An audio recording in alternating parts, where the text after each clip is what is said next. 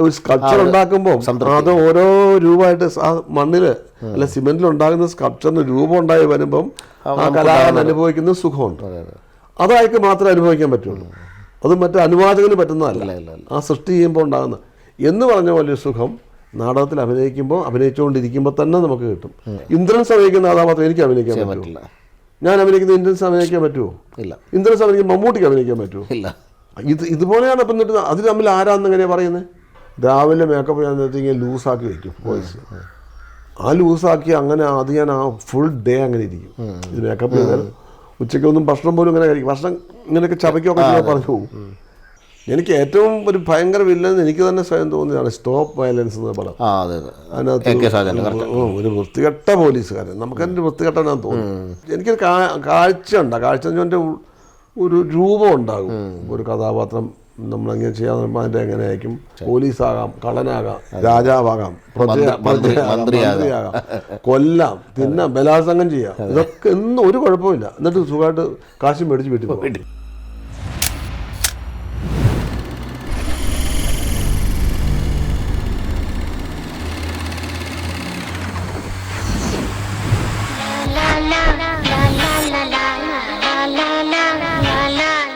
അതുപോലെ തന്നെ എനിക്ക് തോന്നുന്നു പിന്നെ വളരെ വ്യത്യസ്തമായിരുന്നൊരു കഥാപാത്രമായിരുന്നു ശിപായി ലഹള. വിനയൻ്റെ അത് ശ്രീനിയുടെ സ്ക്രിപ്റ്റും. അതെ, വിനയൻ്റെ ആദ്യത്തെ പടമല്ലേ. വിനയൻ്റെ മാധ്യമം വിനയൻ ഏറ്റവും ശ്രദ്ധിക്കപ്പെട്ട ക്യാമറ വേണു, ശ്രീനിവാസിൻ്റെ സ്ക്രിപ്റ്റിൻ്റെ ഒരു മേന്മ. പിന്നെ ആ ക്യാരക്ടറെ അത് എനിക്ക് പറഞ്ഞ വളരെ ഇഷ്ടപ്പെട്ട ക്യാരക്ടറാണ്. അധികം ആരും പറയുന്നില്ലെങ്കിൽ എന്നെ സംബന്ധിച്ച കാര്യം വലിയ ഇപ്പം നമ്മളെ പലപ്പോഴും സഹായിക്കുന്നത് നമ്മുടെ രൂപമാറ്റങ്ങളാണ്. ചാടിക്കറിയൊക്കെയാണെങ്കിലും ശരി, ഈവൻ മാഫിയ അതിനൊക്കെ ഉണ്ട് രൂപമാറ്റമുണ്ട്. ഇത് അത്ര രൂപമാറ്റം ഞാൻ പാൻറ് ഷർട്ടൊക്കെ നടക്കുന്നത്. പക്ഷെ ഉള്ളിൻ്റെ ഉള്ളിലുള്ളൊരു അയാളൊരു സ്വഭാവമാണ്. അയാളൊരു ഉമണൈസറാണ്. പക്ഷെ ആൾ പാവമാണ്, ശുദ്ധനാണ്. ഇതെല്ലാം കൂടെ വെച്ചൊന്ന് അത് നല്ലൊരു അപ്പം അതിന് വളരെ വ്യത്യസ്തം. അതെനിക്ക് ഭയങ്കര ഇഷ്ടമായിരുന്നു. അത് ശരിക്കും പറഞ്ഞാൽ വിജയൻ്റെ അസിസ്റ്റൻ്റായിട്ട് അല്ലെങ്കിൽ പ്യൂണായിട്ടാണ്, ശിപായി ആയിട്ടാണ് മുകേഷ് അഭിനയിക്കുന്നത്. അപ്പം ഇടയ്ക്കിടയ്ക്ക് മുകേഷ് പറയും എന്നെ ഇങ്ങനെ എപ്പോഴും ശിപായി എന്ന് വിളിക്കരുത്. അത് നല്ല സിനിമയായിരുന്നു. ഈ പറഞ്ഞ അത് വേണ്ട വിധം അങ്ങോട്ട് ഓടിയില്ലെന്നേ ഉള്ളൂ. പക്ഷെ പക്ഷെ ഇദ്ദേഹത്തിന് വീണ്ടും ഒരു തിരിച്ചുവരവ് വന്നു. വിനയൻ്റെ തിരിച്ചുവരവുള്ള പടം വിനയൻ്റെ. അതേ ഞാൻ പറഞ്ഞത്. അല്ല, വിനയൻ്റെ വേറൊരു പടം ഞാൻ കുറേ പടം അഭിനയിച്ചിട്ടുണ്ട്. ഞാൻ 2 വേഷം അഭിനയിച്ച പടമുണ്ട്. ഇൻഡിപെൻഡൻസ്. അത് നല്ല കഥാപാത്രമായിരുന്നു. ഒരു പോലീസുകാരനായിട്ടും. അതെ, പോലീസല്ല, IAS കാരനും ഒരു ലോറി ഡ്രൈവറും. അത് നല്ല ഇഷ്ടമായിരുന്നു എനിക്ക്. പിന്നീട് ഈ മമ്മൂട്ടിയുടെയും മോഹൻലാലിൻ്റെയും ഒക്കെ സിനിമകളിൽ എന്താ പറയുക, ഭയങ്കര, അതായത് നമ്മളൊക്കെ പണ്ടൊക്കെ ജോസ് പ്രകാശിലെ കാണുന്ന പഴയ സിനിമകൾ, ജയൻ്റെയും നസീറിൻ്റെയൊക്കെ സിനിമകളിൽ ജോസ് പ്രകാശൊക്കെ ചെയ്യുന്ന പോലത്തെ ഒരു വില്ലത്തരം അത് പല മമ്മൂട്ടി മോഹൻലാൽ ചിത്രങ്ങളിലുമൊക്കെ. രാവണപ്രഭുവിലെ അസാധ്യമായൊരു വില്ലൻ വേഷം. അത് കഴിഞ്ഞതിന് ശേഷം ക്രിസ്ത്യൻ ബ്രദേഴ്സ് ഇങ്ങനെയുള്ള പിന്നെ വെനീസിലെ വ്യാപാരി ഇങ്ങനെ പറയുന്ന, ശരിക്കും പറഞ്ഞാൽ ഒരു അതിൽ അത്തരത്തിലെ ഒരു ഭയങ്കരമായ, അതായത് ഒരു വില്ലൻ നിറഞ്ഞു നിൽക്കുന്ന രീതിയിലുള്ള സിനിമകളാണ് ആക്ച്വലി പൊറിഞ്ചു. അതിലും ആ വില്ലനാണ് ഷൈൻ ചെയ്തത്, ഒരു പ്രതികാരത്തിൻ്റെ ഉള്ളിൽ വെച്ചുകൊണ്ട്. പക്ഷെ ഞാൻ ഈ പറഞ്ഞ സത്യം പറഞ്ഞാൽ ഒരു കഥാപാത്രം എല്ലാം ചോദിക്കുകയാണെങ്കിൽ വില്ലൻ, നായകൻ, കോമഡി റോൾ എന്നൊക്കെ ചോദിക്കാം. ഞാൻ അങ്ങനെ പ്രത്യേകിച്ച് മാറ്റി ഇങ്ങനെ മാറി ചിന്തിക്കാറില്ല. ഞാൻ എല്ലാ കഥാപാത്രവും അതിന് ക്യാരക്ടർ എന്നുള്ള രീതിയിലാണ് ഞാൻ കാണുന്നത്. ആ ക്യാരക്ടർ ഇപ്പം മേലെപ്പറമ്പിലാണ് വീടിനകത്ത് ക്യാരക്ടർ. അങ്ങനെ ആ ഒരു കഥാപാത്രം എന്ന് പറഞ്ഞാൽ വില്ലൻ എന്നുള്ള പ്രത്യേക ബാനറിപ്പെടുത്തിയിട്ട് അതിന് വേണ്ടിയിട്ട് ചില കണ്ണുരുട്ടല്ലോ. അപ്പം പണ്ടൊക്കെ ഉണ്ടായിരുന്നല്ലോ വില്ലൻ വേഷം, എം എൻ നമ്പ്യാരും. അതിന് അവരൊരു ബാലങ്ക നേരൊക്കെ ചെയ്യുന്നൊരു പാറ്റേൺ ഉണ്ട്. ഞാൻ അങ്ങനത്തെ പാറ്റേൺ ചെയ്തിട്ടേ ഇല്ല, ഒരു റോളും ചെയ്തിട്ടില്ല. എനിക്ക് ഏറ്റവും ഒരു ഭയങ്കര വില്ലൻ എനിക്ക് തന്നെ സ്വയം തോന്നിയതാണ് സ്റ്റോപ്പ് വയലൻസ് എന്ന പടം. അതിനകത്ത് ഒരു വൃത്തികെട്ട പോലീസുകാരൻ, നമുക്കെൻ്റെ വൃത്തികെട്ടനാന്ന് തോന്നുന്നു. പക്ഷെ അതുപോലും ഒരു ക്യാരക്ടറായിട്ടാണ് ഞാനത് കാണുന്നത്. അയാളുടെ ഒരു പ്രതികാരമൊക്കെ ഒരു സീനിൽ അയാളെ വെട്ട് കൊണ്ടിട്ട് പുള്ളി ഹോസ്പിറ്റലിൽ കിടക്കുമ്പോൾ അയാൾ പറയുന്നുണ്ട്, എനിക്കറിയാം ഞാൻ തിരിച്ചു കിട്ടും, തിരിച്ചവനെ പിടിക്കുമെന്നൊക്കെ പറഞ്ഞിട്ട് ഇയാളുടെ ഒരു ഡയലോഗുണ്ട്. ശരിക്കും പറഞ്ഞാൽ ആ ഡയലോഗ് പറയുമ്പം യാതൊരു കൊച്ചു കുട്ടികളല്ലേ നോക്കിയോ എനിക്ക് തല്ല് വെച്ച് എന്നൊക്കെ പറയുന്നതിൻ്റെ ഒരു പ്രായമായുള്ള ഒരു അടങ്ങാത്ത രോഷം ഇങ്ങനെ ഒതുക്കി വെച്ച് ഇങ്ങനെ ബേസ്റ്റ് ഔട്ട് ആവുമല്ലോ. അങ്ങനെ അത് ചെയ്യാൻ പറ്റി. അതൊന്നും ഞാൻ പറഞ്ഞ പോലെ ഇതൊരു വില്ലനായിട്ട് ഒരു വില്ലൻ കഥാപാത്രം എന്നുള്ള രീതിയിലല്ല ഞാൻ അതിനൊക്കെ നോക്കി കാണുന്നത്. ശരിക്കും പറഞ്ഞാൽ പിന്നെ നമ്മൾ ഈ വില്ലൻ വേഷങ്ങളെക്കുറിച്ച് പറഞ്ഞ സമയത്താണ് വില്ലനായിരുന്നു എന്നാൽ അപ്രതീക്ഷിതമായിട്ട് മാനസാന്തരപ്പെട്ട ഒരു ക്യാരക്ടറായിട്ട് നമ്മുടെ റാംജി റാവിൻ്റെ സെക്കൻഡ് പാർട്ട് മാതാറാമത്തായി അതിൻ്റെയും മൂന്നാം ഭാഗം. അപ്പോൾ അതിലൊരു പാസ്റ്റർ കുഞ്ഞു, പക്ഷെ അത് വേണ്ട പോലെ അങ്ങോട്ട് വർക്കൗട്ട് ആയില്ല. നല്ല കോമഡി ആയിരുന്നു, പക്ഷേ കോമഡി ആക്കാമായിരുന്ന സാധനമായിരുന്നു, പക്ഷെ അത് വർക്കൗട്ട് ആയിട്ടില്ല. നന്നായിട്ട് ചെയ്യാമെന്ന് ഞാൻ വിചാരിച്ച്, അങ്ങനെയുണ്ട്, അങ്ങനെയൊക്കെ പറ്റുമല്ലോ. അതെ അതെ, അങ്ങനെ വിചാരിച്ച സാധനം അത്. പക്ഷെ അത് ക്യാരക്ടർ നന്നായിരുന്നു, പക്ഷെ സിനിമ ക്യാരക്ടർ ഗംഭീരം. ഇയാള് പോയി ജയിലിലൊക്കെ കിടന്നു കഴിയുമ്പോൾ പുള്ളി ഒരു പാസ്റ്ററായിട്ട് മാനസാന്തരപ്പെട്ട് വരുന്നത് അത് നല്ല സംഭവമായിരുന്നു അത്. പക്ഷെ അത് വേണ്ടത് ഡെവലപ്പ് ചെയ്യാൻ പറ്റിയിട്ടില്ല. ആ സിനിമ അത്രത്തോളം സിനിമ എൻ്റെ ക്യാരക്ടറും ഡെവലപ്പ് ചെയ്യാൻ പറ്റിയിട്ടില്ല. അതിനുള്ള സ്ക്രിപ്റ്റ് വൈസും ഒക്കെ കുഴപ്പമായിരുന്നു. അതതിൻ്റെ കുഴപ്പം. നല്ല തോട്ടായിരുന്നു. അതെ, നല്ല തോട്ടായിരുന്നു. ശരിക്കും വർഷങ്ങൾക്ക് ശേഷം, അതായത് ഏറെക്കുറെ സിനിമയുടെ എന്താ പറയുക, സിനിമാ ജീവിതത്തിൻ്റെ 50ാമത്തെ വർഷമാണ് പൂക്കാലം പോലൊരു ക്യാരക്ടർ അഭിനയിക്കുന്നത്. അഭിനയ ജീവിതത്തിലെ ഏറെക്കുറെ 50ാമത്തെ വർഷം എന്ന് പറയാം. എന്തായിരുന്നു ശരിക്കും പറഞ്ഞാൽ ആ ഒരു ഏജ്ഡായ ഒരു വൃദ്ധനെ അഭിനയിച്ച് ഫലിപ്പിക്കുമ്പോൾ? അല്ല, എല്ലാ ക്യാരക്ടറും ഈ പറഞ്ഞ ഞാനൊരു വ്യത്യസ്തമായ ക്യാരക്ടേഴ്സൊക്കെ ചെയ്യുമ്പോൾ തന്നെ എനിക്കൊരു മനസ്സിൽ ഞാൻ ഏകദേശം ഒരു എനിക്കൊരു കാഴ്ച ഉണ്ട്. കാഴ്ച എന്ന് പറഞ്ഞാൽ ഒരു രൂപം ഉണ്ടാകും. ഒരു കഥാപാത്രം നമ്മളെങ്ങനെ ചെയ്യാൻ പറയുമ്പോൾ അതിൻ്റെ എങ്ങനെയായിരിക്കും, ഉമ്മയുടെ എങ്ങനെയായിരിക്കും, ബോഡി ലാംഗ്വേജ് എങ്ങനെയായിരിക്കും, അങ്ങനെ പല പല പല പല കാര്യങ്ങളും നമുക്ക് വരും. ഇപ്പം ചോദ്യങ്ങൾ ഇയാൾ എവിടെയാണ് വളർന്നത്, എവിടെയാണ് ജനിച്ചത്, ഇയാളുടെ കുട്ടിക്കാലം എങ്ങനെയായിരുന്നു. എങ്കിലും ഏറ്റവും പ്രയാസമേറിയൊരു വിഷയമാണ് ഈ പറഞ്ഞ പോലെ പുരികത്തിൽ പോലും എന്താ പറയുക ഒരു വാർദ്ധക്യത്തിൻ്റെ ലെവൽ കൊണ്ടുവരിക, ചുണ്ടുകളിൽ കൊണ്ടുവരിക, നമ്മുടെ കണ്ണുകളിൽ കൊണ്ടുവരിക. ശരിക്കും ഒരു ഭയങ്കര എക്സ്പീരിയൻസ് ഉള്ള സാധനമാണത്. അത് ഞാൻ അതിന് ഞാൻ ഒന്നാമത്തെ കാര്യം 10 കിലോകളും കുറച്ചു വെയിറ്റ് കുറച്ചു. പിന്നെ എൻ്റെ പിരിയുമൊക്കെ ഞാൻ വളർത്തിയിട്ട് ഈ ഇതിൽ പകുതി ഷേവ് ചെയ്ത് കളഞ്ഞു. ഇത്രയും അങ്ങ് ഷേവ് ചെയ്തു. അപ്പം എൻ്റെ ഇവിടുന്ന് നോക്കിക്കഴിഞ്ഞാൽ എന്നെ ഒട്ടും അറിയില്ല. നമ്മൾ പിരിയെടുത്ത് കഴിഞ്ഞാൽ പെട്ടെന്ന് മാറില്ല. അപ്പം ആ ഷേവ് ചെയ്തതോടുകൂടി ഇവിടെ അങ്ങ് മാറി. പിന്നെ എൻ്റെ ഈ ഇവിടത്തിന് ഞാൻ ഒരു സാധനം ഉണ്ടാക്കി. എൻ്റെ മോള് ഡെൻറ്റിസ്റ്റാണ്, മോൻ്റെ ഭാര്യ. അപ്പോൾ അവർക്ക് ഈ പല്ലൊക്കെ ഉണ്ടാക്കി കൊടുക്കുന്ന ഒരാളുണ്ട്, ഒരു ബിജു. ഞാൻ ആ ബിജുവിനെ സമീപിച്ച് പല രീതിയിലുള്ള സാധനം ഉണ്ടാക്കി നമുക്ക് പറ്റുന്ന രീതിയിൽ സാധനം. അപ്പോൾ താടി ഇതാകും. അപ്പം മുഖത്തിന് പിന്നെ രാവിലെ 4 മണിക്കൂറെങ്കിലും മിനിമം. എത്ര സ്പീഡിൽ 2 പേരും ഒന്നിച്ച് മേക്കപ്പ് ചെയ്താലും 3.5 മണിക്കൂർ വേണം. അപ്പം പിന്നെ ഇതെല്ലാം ഓരോന്നും വെച്ച് പിന്നെ ലാറ്റക്സ് കൊണ്ടാണ് ഈ ഞൊറിവൊക്കെ ഉണ്ടാക്കുന്നത്. അപ്പം അതൊക്കെ നമ്മൾ സാധാരണ ഇരിക്കുന്നവരെ ഞാനിങ്ങനെ വർത്തമാനമൊക്കെ പറഞ്ഞാൽ പൊളിഞ്ഞു പോകും. അപ്പം ഞാൻ രാവിലെ മേക്കപ്പ് ചെയ്യാൻ നേരത്തെ ഇങ്ങനെ ലൂസാക്കി വയ്ക്കും വോയിസ്. ആ ലൂസാക്കി അങ്ങനെ അത് ഞാൻ ആ ഫുൾ ഡേ അങ്ങനെ ഇരിക്കും. ഇത് മേക്കപ്പ് ചെയ്താൽ ഉച്ചയ്ക്കൊന്നും ഭക്ഷണം പോലും ഇങ്ങനെ കഴിക്കും. ഭക്ഷണം ഇങ്ങനെയൊക്കെ ചവയ്ക്കുകയൊക്കെ ചെയ്യാൻ പറഞ്ഞു പോകും. പിന്നെ നമ്മൾ ചിരിക്കുകയോ ഒക്കെ ചെയ്താൽ അതുകൊണ്ട് നമ്മൾ ആരുമായിട്ടും വലിയ അടുക്കല. മറ്റൊന്നും കൊണ്ടല്ല, കഥാപാത്രത്തെ പിടിച്ചിരിക്കുകയൊന്നുമല്ല, മനസ്സിലായി. ഫിസിക്കലി നമ്മുടെ മുഖം എങ്ങനെ, ഞാനൊക്കെയാണ് പെട്ടെന്ന് ചിരി വരുമല്ലോ തമാശ പറഞ്ഞാൽ. അപ്പം അങ്ങോട്ട് പോയി കഴിഞ്ഞാൽ ആ ഒരു പേടി കൊണ്ടാണ്. അല്ലാതെ കഥാപാത്രത്തെ ഇങ്ങനെ രാവിലെ മുതൽ കയറ്റി വെച്ചോണ്ടിരിക്കുകയല്ല. പക്ഷെ ഫിസിക്കലി ഞാൻ എൻ്റെ മുഖം പ്രിപ്പയർഡായിട്ട് തന്നെ ഇരിക്കും. അത് അങ്ങനെ തന്നെ മെയിൻറ്റെയിൻ എന്നാലേ ഇരിക്കുകയുള്ളൂ. അതിനുവേണ്ടി അങ്ങനെ ഒരു ഒരുക്കങ്ങളൊക്കെ ഉണ്ടായിരുന്നു. പിന്നെ അതൊരു ത്രില്ലല്ലേ നമുക്ക്. അതെ, ഒരു എക്സ്പീരിയൻസ്. എപ്പോഴും നമുക്ക് ഒരു സിനിമ വിജയിക്കുന്നു എന്നുള്ളത് കേൾക്കുന്നതിന് അത് സന്തോഷമാണ്. അതിനേക്കാൾ പക്ഷെ അത് ചെയ്തുകൊണ്ടിരിക്കുമ്പോൾ ഒരു സുഖമുണ്ട്. അത് ചെയ്യുമ്പോൾ നമ്മളിലുള്ള ഒരു അനുഭൂതിയുണ്ട്. ആ അനുഭൂതി ഓരോ നിമിഷം അനുഭവിക്കണമെങ്കിൽ ഇങ്ങനെയുള്ള വ്യത്യസ്തമായ ക്യാരക്ടേഴ്സ് ചെയ്യുമ്പോഴാണ് നമുക്കത് കിട്ടുന്നത്. അപ്പോൾ അത് അനുഭവിക്കാൻ പറ്റും. ചെയ്തുകൊണ്ടിരിക്കുന്ന അയാളുടെ നടപ്പോ, അയാൾ ആ സീൻ മറ്റേ മക്കളെ കണ്ടു, അതങ്ങനെ അഭിനയിക്കുമ്പോൾ നമ്മളിലൊരു സുഖം ഉണ്ടാകും. തീർച്ചയായിട്ടും അതും ഒരാൾ പറഞ്ഞറിയിക്കാൻ പറ്റില്ല.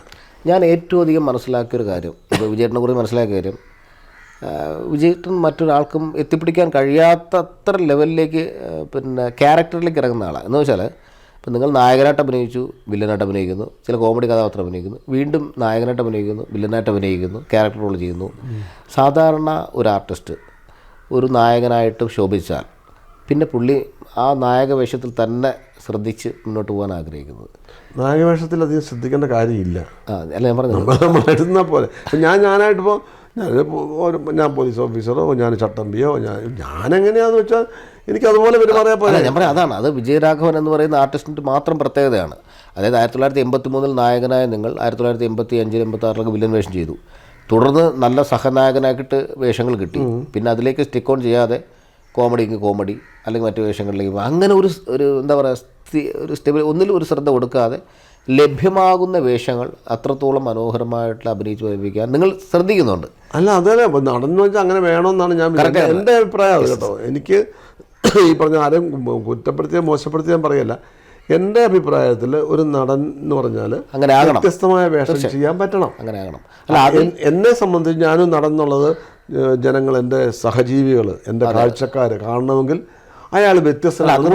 എല്ലാവരെ പോലെ ഞാനും ഒരു നായകനായാലും എന്ത് അല്ല, അതുകൊണ്ടാണ് വിജയരാഘവൻ എന്ന് പറയുന്നത് വ്യത്യസ്തനായി മാറുന്നത്. അങ്ങനെ വ്യത്യസ്തനാകുന്ന അപൂർവ ആർട്ടിസ്റ്റുകളെ മലയാളത്തിലുള്ളൂ. ഈ പറഞ്ഞ പോലെ വ്യത്യസ്തനായ, അതായത് ഇപ്പം അത് പലർക്കും പറ്റുന്നതാണെന്ന് പലരും വന്നു വെച്ചാൽ അങ്ങനെ സ്വീകരിക്കുന്നില്ല.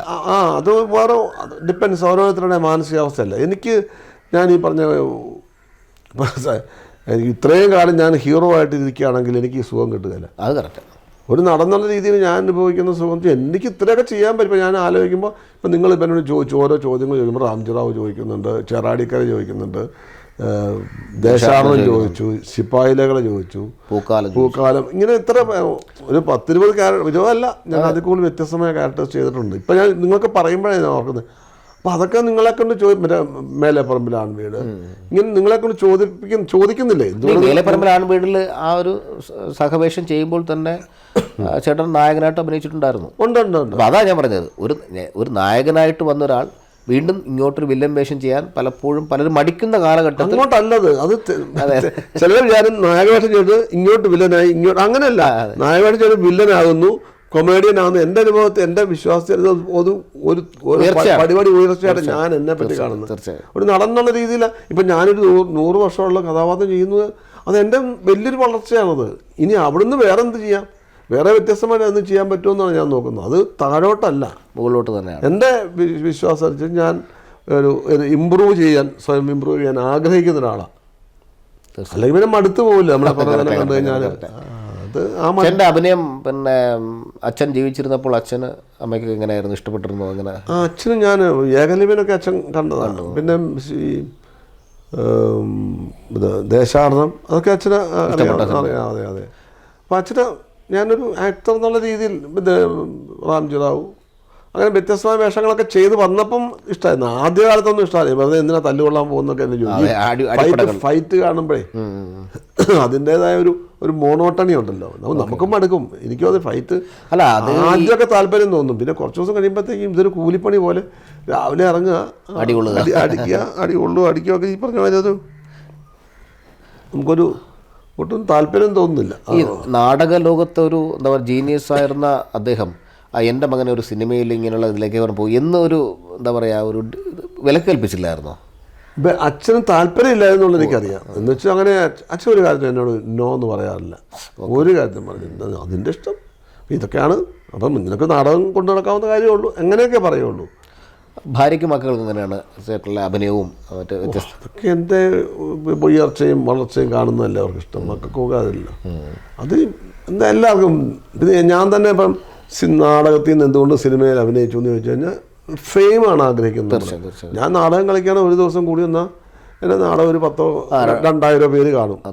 അന്നത്തെ കാഴ്ച മറന്നുപോകും, ഓർത്ത് വെക്കുന്നില്ലല്ലോ.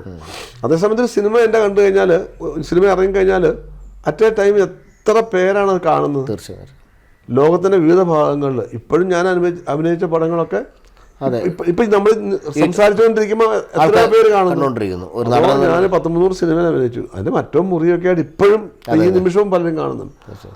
അപ്പം ഞാൻ ജീവിച്ചിരിക്കുമ്പം എൻ്റെ സഹജീവികൾ എന്നെ കാണുന്നു. ഞാൻ നാടക നടനാണ്, അത് ഉണ്ടാവും. അപ്പോൾ അതുകൊണ്ടാണ് ഇപ്പം എൻ പിള്ള എന്ന് പറഞ്ഞ ഒരിക്കലും ഞാൻ പറയാം, അച്ഛൻ അഭിനയിച്ച നാടകങ്ങൾ കാപാലിക, അതിനകത്തൊരു ലാസർ എന്ന ക്യാരക്ടറുണ്ട്.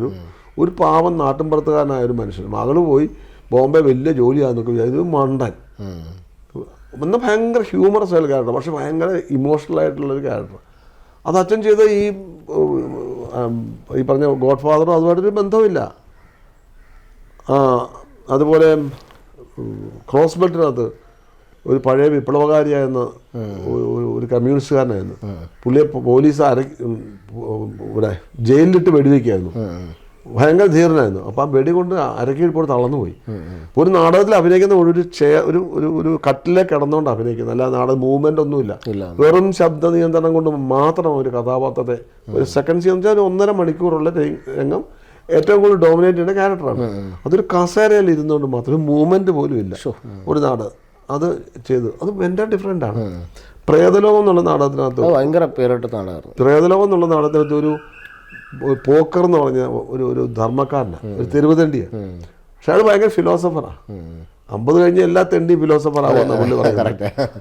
അങ്ങനെ പറയാം. അത് ഭയങ്കര ഒരു സാറ്ററിക്കലായിട്ടുള്ളൊരു ക്യാരക്ടറാണ് അത്. പിന്നെ അങ്ങനെ എത്ര വ്യത്യസ്തമായ അത് ഒരു ക്യാരക്ടറും മറ്റേ ക്യാരക്ടർ യാതൊരു വ്യത്യാസവും ഇല്ല, ബന്ധമില്ലാത്ത രീതിയിലാണ്. പക്ഷെ അവിടെയൊക്കെ വേറെ ഗുണം എൻ പിള്ള എന്നുള്ള ഇമേജ് അതുണ്ട്. പക്ഷെ ഞാൻ പറഞ്ഞപ്പോൾ ഇപ്പോഴും ആൾക്കാർ ഗോഡ് ഫാദർ എന്നല്ലേ പറയുന്നത്. പക്ഷെ അതിനേക്കാളും എത്രയോ ഗംഭീരമായിട്ടുള്ള കഥാപാത്രങ്ങൾ ചെയ്തിരിക്കുന്നു. തീർച്ചയായും. എന്തുകൊണ്ട് ഓർക്കുന്നില്ല ആ കഥാപാത്രങ്ങൾ ആൾക്കാർ? നാടകമായതുകൊണ്ടാണ്. എന്നെ എന്തുകൊണ്ട് ഓർക്കുന്നു? ഞാൻ സിനിമയായതുകൊണ്ടാണ്. അതുകൊണ്ടാണ് ഒരു നടന്നുള്ള രീതിയിൽ സിനിമയിൽ വരുമ്പോൾ നമുക്ക് കിട്ടുന്ന ഫെയിം, തീർച്ചയായും പണവും പ്രശസ്തിയാണല്ലോ എല്ലാവരും ആഗ്രഹിക്കുന്നത്.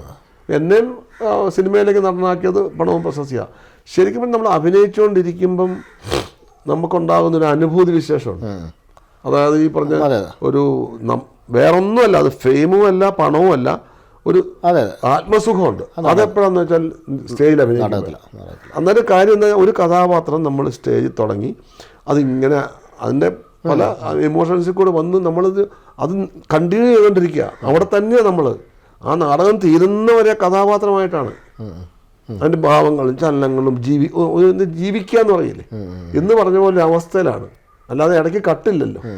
അപ്പം അന്നേരം ഉണ്ടാകുന്ന അനുഭൂതിയാണ്. ഈ അനുഭൂതി ഉണ്ടാകുന്നതിന് ഇൻ അഡീഷൻ പ്രേക്ഷകൻ അതോടൊപ്പം നമ്മളോട് ലയിച്ചു ചേരും. അവര് ഒന്നില്ലെങ്കിൽ നമ്മൾ സങ്കടപ്പെടുമ്പോൾ അവന് സങ്കടപ്പെടും. നമ്മൾ ചിരിക്കാനുള്ള അവസരങ്ങൾ ഉണ്ടാകുമ്പോൾ അവൻ പൊട്ടിച്ചിരിക്കും. അന്നേരം ഉണ്ടാകുന്ന ഒരു അനുഭൂതി വിശേഷമുണ്ട്, ഒരു കലാകാരൻ ഉണ്ടാകുന്ന അനുഭൂതി. ആ അനുഭൂതി സിനിമ കിട്ടുകയല്ല. അപ്പം അത് വെച്ച് നോക്കുമ്പം നാടകത്തിലെ അഭിനയത്തിന് വേറൊരു സുഖമുണ്ട്. തീർച്ചയായും.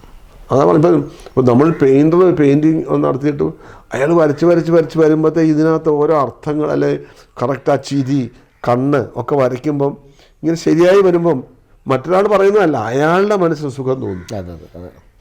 ഒരാൾ പറയുമ്പോൾ ഓക്കെ എൻ്റെ പടം നന്നായെന്ന് അയാൾ പറഞ്ഞാൽ, മറ്റേ 10 പേര് കണ്ടപ്പോൾ നന്നായിട്ട് പറഞ്ഞു, 100 പേര് കണ്ടു നന്നായെന്ന് പറഞ്ഞു, നല്ല വില കിട്ടുന്നു, അതൊക്കെ സന്തോഷം. പക്ഷേ ഈ വരച്ചുകൊണ്ടിരിക്കുമ്പം ഒരു സ്കൾപ്ചർ ഉണ്ടാക്കുമ്പോൾ അത് ഓരോ രൂപമായിട്ട് ആ മണ്ണിൽ അല്ല സിമെന്റിൽ ഉണ്ടാകുന്ന സ്കൾപ്ചറിന് രൂപം ഉണ്ടായി വരുമ്പം ആ കലാകാരൻ അനുഭവിക്കുന്ന സുഖമുണ്ട്.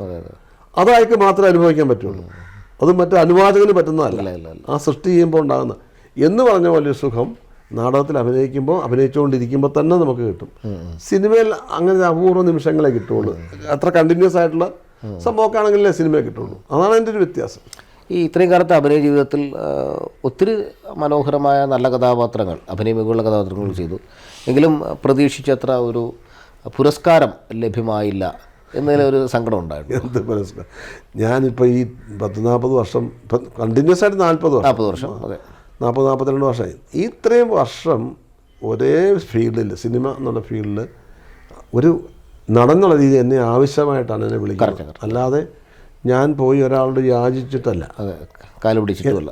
അല്ല എന്നെ ഒരു ആവശ്യമായിട്ട് ചേട്ടൻ വേണം, അല്ലെങ്കിൽ എടാ നീ വാ, എൻ്റെ സുഹൃത്താണ്, എടാ നീ വാ, അല്ലെങ്കിൽ നിങ്ങൾ ചെയ്യണം, അല്ലെങ്കിൽ നിങ്ങളത് ചെയ്താൽ എന്ന് പറയുന്നൊരവസ്ഥയുണ്ട്. അത് നമുക്ക് കിട്ടുന്ന ഏറ്റവും വലിയ എന്നെ അത് ചെയ്യാൻ ഇയാളാണ് യോഗ്യൻ എന്ന് പറയുന്നത്. ഇപ്പം നിങ്ങൾ പറഞ്ഞ വ്യത്യസ്തമായ കഥാപാത്രം ചെയ്തു, അതിനെന്നെ വിളിക്കുന്നതല്ലേ ഏറ്റവും വലുത്. അല്ലാതെ ഒരു 5 പേരോ 10 പേരോ കൂടി നിന്നിട്ട് ഒരു 10 കഥാപാത്രം കണ്ടിട്ട് അതിനകത്ത് ഇയാളാണ്, എന്നാൽ ഇയാൾക്കിരിക്കട്ടെ, അല്ല വേണ്ട അയാൾക്ക് കൊടുക്കുക എന്ന് തീരുമാനിക്കുന്നതാണോ? അല്ല എനിക്ക് ഇത്രയും വർഷം നിൽക്കാൻ പറ്റുന്നതാണോ? തീർച്ചയായും. എനിക്ക് അവാർഡ് കിട്ടിയിട്ടില്ല, അതുകൊണ്ട് പറയുന്നതല്ല. ഇപ്പം കിട്ടിയാലെത്താ കൂടി വന്നാൽ നമുക്കൊരു ഒരാഴ്ചത്തേക്ക് അവാർഡ് കിട്ടിയെന്ന് തന്നെ പറയാം. പക്ഷേ ഈ ഒരാഴ്ച കിട്ടുന്ന അവാർഡിൻ്റെ തീരുമാനം നടക്കുന്ന ഈ 10 പേരുടെ അഭിപ്രായത്തിലാണ്.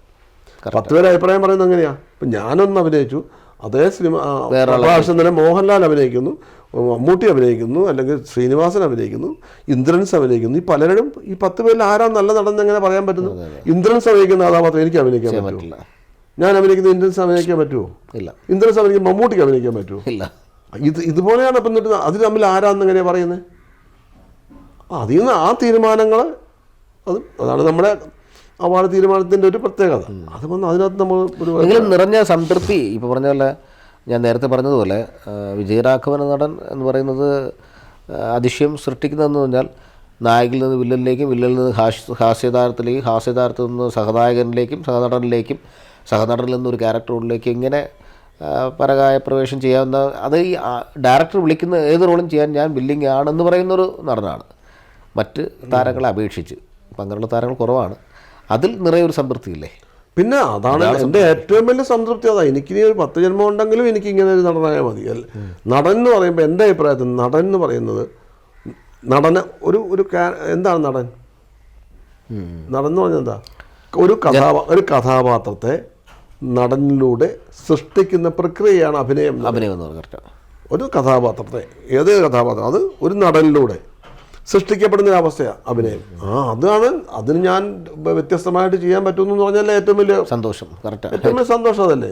അപ്പം എനിക്ക് ഇനി ഒരു ജന്മമില്ല, വിശ്വാസം ഒട്ടുമില്ല. ഞാൻ പറയാം, വാക്കിന് പറയുന്ന പോലെ ഉണ്ടെങ്കിലും എനിക്ക് ആഗ്രഹം നടനായിട്ട് തന്നെ ജനിക്കുമെന്ന്. പിന്നെ ഒരേ ജീവിതത്തിന് എന്തെല്ലാം ജീവിതങ്ങൾ ആകാൻ പറ്റുന്നു. തീർച്ചയായും. പോലീസാകാം, കള്ളനാകാം, രാജാവാകാം, മന്ത്രിയാകാം, കൊല്ലാം, തിന്നാം, ബലാത്സംഗം ചെയ്യാം. ഇതൊക്കെ ഒന്നും ഒരു കുഴപ്പമില്ല. എന്നിട്ട് സുഖമായിട്ട് കാശും മേടിച്ച് വീട്ടിൽ പോകും. ഇതുകൊണ്ട് എന്ത് സുഖം.